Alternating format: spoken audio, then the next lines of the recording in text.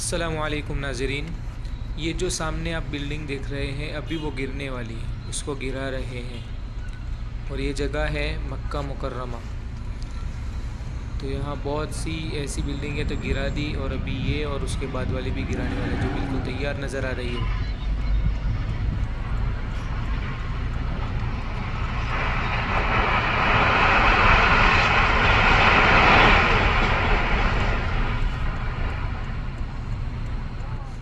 तो ये पूरी तरह ज़मीन बोस हो चुकी है।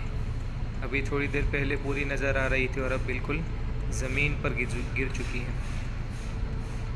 और इस तरह इसको गिराया कि बाजू वाली बिल्डिंग को कोई नुकसान नहीं, बल्कि ये तो और है, अभी कुछ ऐसी भी गिरी है क्या दोनों तरफ और आगे पीछे भी बिल्डिंगें हैं और बीच वाली को गिरा रहे हैं। इस तरीके से बिल्कुल वो सीधी नीचे गिर जाती है।